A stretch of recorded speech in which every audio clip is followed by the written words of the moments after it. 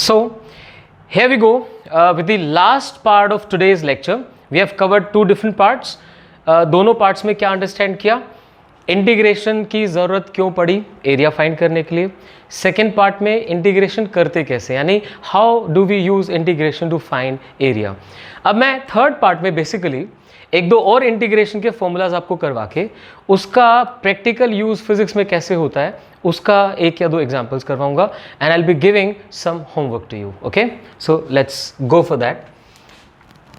Now go for the integration of say 3t square plus 2 with respect to t and limit 1 to 2. How do I solve it? 3t square plus 2 dt 1 to 2.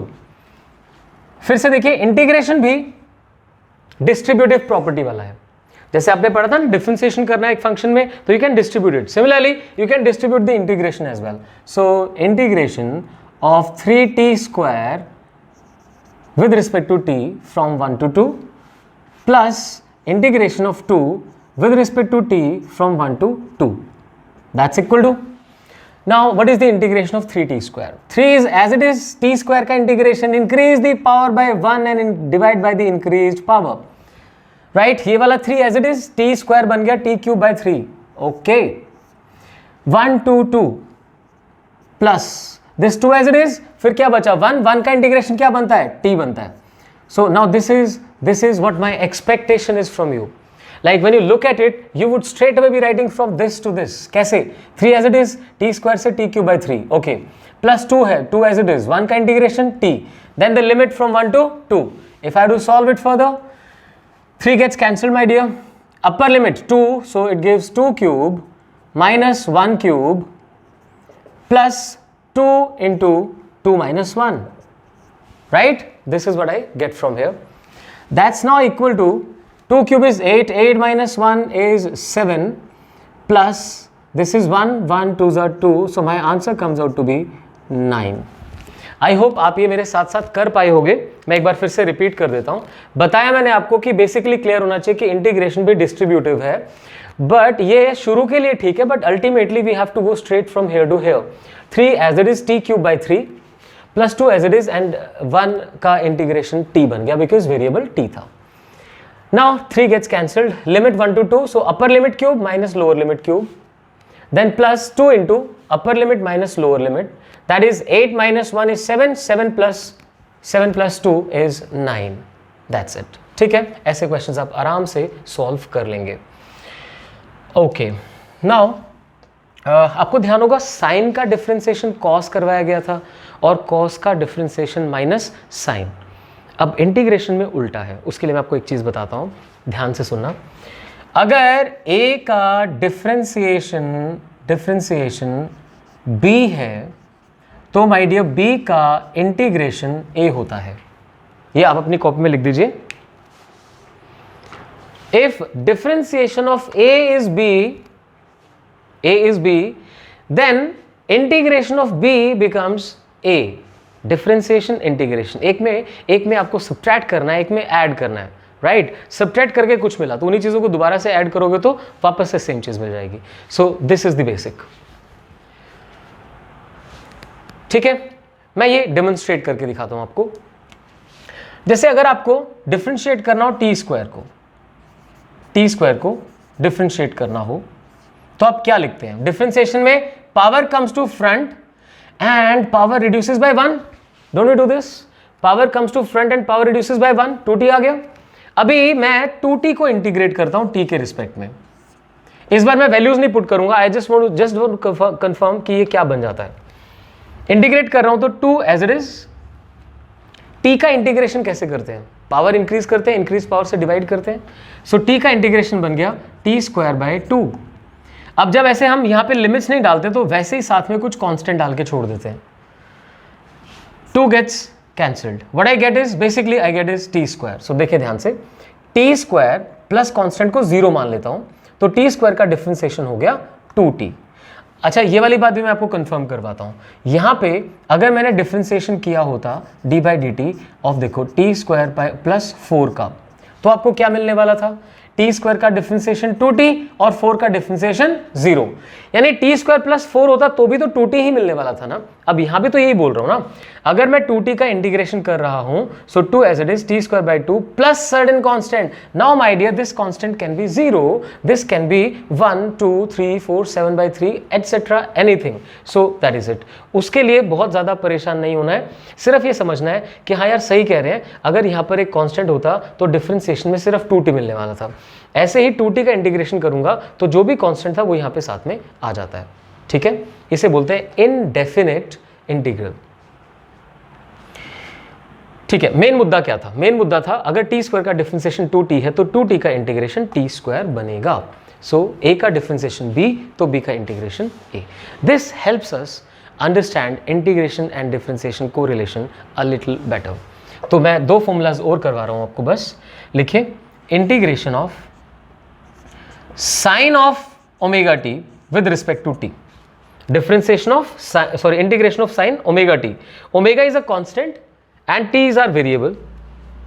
This becomes equal to sin से मिलेगा cos of omega t. But सोचो sign का differentiation cos होता था, लेकिन integration में minus cos आएगा। मैं भी एक्सप्लेन करता हूं क्यों आएगा।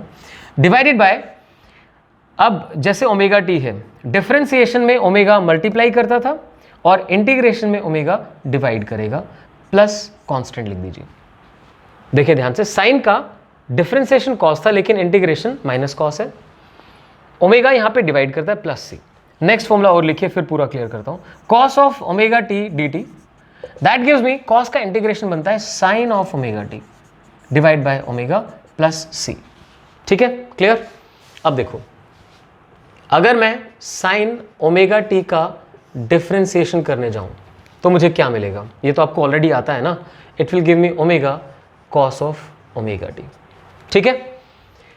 Omega cos of omega t, omega तो कांस्टेंट है ना, तो मैं एक मिनट के लिए क्या करता हूं, इस ओमेगा को इधर ले जाता हूं, ये बन गया sine of omega t by omega, sine of omega t by omega, and that is equal to what, not equal to, इसका जो डिफरेंशिएशन होगा वो क्या बन जाएगा, कॉस ऑफ ओमेगा टी।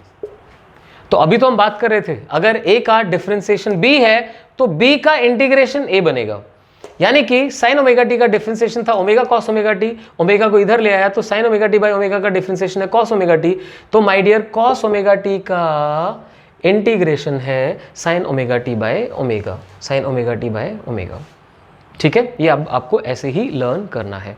एक चीज और साथ साथ बताता हूं, देखिए, आई होप ये आपने नोट डाउन कर लिया होगा। ऐसे ही if I go for cos, देखो कॉस ऑफ ओमेगा टी का डिफरेंशिएशन क्या था, it was minus omega sine of omega t, right. तो एक स्टेप आगे चलता हूं, इस ओमेगा को इधर ले आता हूं और नेगेटिव साइन को भी ले आता हूं, यानी minus of cos of omega t by omega का अगर मुझे डिफरेंशिएशन करने को कहा जाए तो that will come out to be sine of omega t, right. तो सीधी बात है भाई, अगर साइन ओमेगा टी का इंटीग्रेशन करने को कहा जा रहा है तो it will be minus cos omega t by omega. तो ये कंफ्यूजन आपको आज ही दूर कर लेना है कि किस में नेगेटिव साइन आएगा और किस में पॉजिटिव साइन आएगा। One last time, differentiation of sin omega t is omega cos omega t, but integration of sin omega t is minus cos omega t by omega. Differentiation of cos omega t is minus omega sin omega t, but my dear, integration of cos omega t is sin omega t by omega. तो sin cos में cos sin में, differentiation में omega multiply करता है, integration में omega divide करता है, that's it. ये आप learn करके रखेंगे, ठीक है। चलो एक आखिरी चीज़ और करवाता हूँ। आप सबने Newton's formula of this gravitational force सुना होगा, F is equal to G m1 m2 by r square, पढ़ा है? लिखिए मेरे साथ, एक क्वेश्चन लिखिए, लिखिए Newton's formula for force of gravitation, Newton's formula for force of gravitation, F is equal to G m1 m2 by r square, G m1 m2 by r square. I hope आप समझ पा रहे हैं, m1 m2 दो masses हैं जिनके बीच की separation r है, so F is equal to this. Now if I ask you to solve, मैं आपको बोलता हूं मुझे सॉल्व करके बताओ integration F d r, integration F d r from infinity to से इंफिनिटी टू 4 डाल देता हूं। आप मुझे सॉल्व करके बताओ F d r from infinity to 4। तो क्या करेंगे, ऐसे एफ की वैल्यू पुट करेंगे, ये आपको समझना होता है। Put the value of F, what is that, आप साथ साथ करते जाए। This was given to you, solve this, ये सॉल्व करने को बोला गया है। तो आपने एफ की वैल्यू पुट की which is G m1 m2 by r square into d r and that goes from infinity to 4. Okay, now जो चीज कांस्टेंट होती है वो इंटीग्रेशन से बाहर निकल जाती है, यही बताया ना आपको। जैसे मान लो 6t था तो 6 गोज आउट ऑफ इंटीग्रेशन, ऐसे ही यहां पर यूनिवर्सल ग्रेविटेशनल कांस्टेंट और मास, ये चीजें कांस्टेंट है।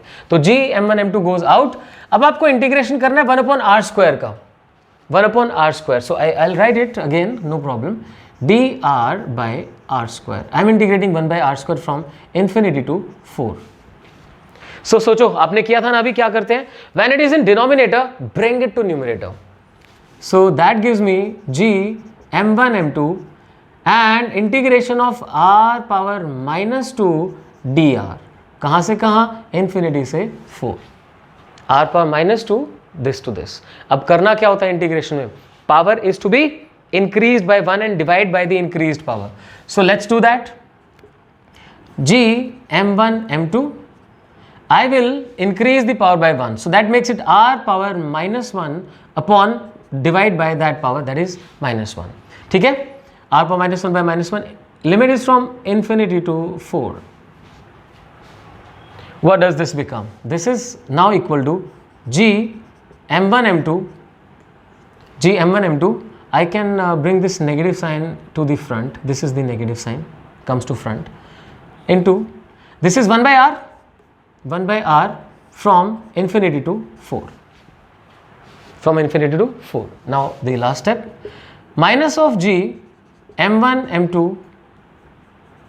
into 1/r है ना। अब देखो, आपने पहले जो मैंने आपको सॉल्व करवाया था उसमें क्या करते थे, हम डायरेक्टली यहीं पे 4 लिख देते थे, 4 पावर -1 माइनस इन्फिनिटी पावर -1। एक स्टेप आगे लेके जा रहा हूँ, अगर आपने इसे 1/r लिख दिया है तो my dear you have to write like, पहले 4 आ जाएगा 1/4, फिर 1/∞। ये बात प्लीज ध्यान से समझ लीजिए, मेरे 1/r लिख देने से ये नहीं समझना आपने कि it will be 1/4 minus infinity, no not at all, because originally it was 4 power -1 minus infinity power -1। So if it is 1/r, it has to be written like 1/4 minus 1/∞। ठीक है, so 1/∞ कितना होता है, ये तो 0 होता है, anything divided by infinity becomes 0। So my answer comes out to be minus of g m1 m2 by 4, right? Minus of g m1 m2 by 4, that's the final answer। So that was it। तो इसमें अगर कोई बच्चा अटका तो कहाँ पे अटकेगा, पहले तो देखो फोर्स आपको बता दिया, ये फॉर्मूला है, सॉल्व क्या करना है, F d r infinity to 4, F के अंदर देखो आर की टर्म थी, तो इसीलिए मैंने जी m1 m2 को कांस्टेंट रखा, 1/r स्क्वायर का इंटीग्रेशन किया। कितना है 1/r स्क्वायर का integration, -1/r, fine, minus sign बाहर, 1/r ये आ गया। अब मैं ये समझा रहा हूँ कि हमेशा ऐसे थोड़ी ना करते रहेंगे, -1/r था तो माइनस बाहर 1/r लिखा, 1/r में वैल्यू सब्स्टिट्यूट करना आना भी तो चाहिए ना। इन्फिनिटी से 4 है तो क्या करते हैं, पहले 4 डालते हैं, फिर माइनस करके 1/∞ करते हैं, ये बोल रहा हूँ, यहाँ नहीं अटकना है। सो 1/∞ is 0, that is minus g m1 m2 upon 4। So that was it. अब मैं आपको सिर्फ 2-3 क्वेश्चंस दे रहा हूँ घर से करने के लिए, और नेक्स्ट क्लास में फिर मैं इंटीग्रेशन यूज करके इक्वेशंस ऑफ मोशन डिराइव करवाऊंगा, दैट्स ऑल। और एक चीज़ बता देता हूँ, ये जो मैंने आज करवाया दिस वाज बेसिक इंटीग्रेशन, जो CBSE वाले बच्चों के लिए सफिशिएंट हो जाता है। और बहुत सारी टर्म्स हैं इंटीग्रेशन के अंदर जो हमें करनी होंगी, फॉर्मूलाज करने होंगे, वो हम कॉम्पिटिटिव क्लास के अंदर करेंगे, ठीक है। अभी आप लिखो क्वेश्चंस टू सॉल्व, आप मुझे इंटीग्रेशंस करके देंगे। First one, integrate t power 3 with respect to t from 1 to 3, t cube 1 to 3, fine। Second one, integrate 1 by v square with respect to v Going from 4 to 2. Going from 4 to 2. It's my wish. Like I can go from 2 to 4 or 4 to 2. You have to solve accordingly. Right. Third one. Integrate dx by x cube from 1 to 2. 1 upon x cube का integration with respect to x 1 to 2. हो गए 3 questions. Next करिए fourth one. Integrate dv by root v. dv by root v. Stick to the basic जो बताया गया. Power numerator में लेके जाइए और अकॉर्डिंगली सॉल्व कीजिए. एंड फ्रॉम से 2 to 4. 2 to 4. जो कैलकुलेशंस आखिरी में करने में प्रॉब्लम आए आप उसे छोड़ सकते हैं, कोई दिक्कत नहीं है. मेन मोटिव इंटीग्रेशन समझने का है. Fifth, integrate a x square minus b x plus c with respect to x. A x square minus b x plus c with respect to x. और डियर एक्स की value put कर लेते हैं 1 से 2 तक. राइट. यहां पर a, b, c are all constants. They are all constants. So these 5 questions as home assignment to you. Thank you very much.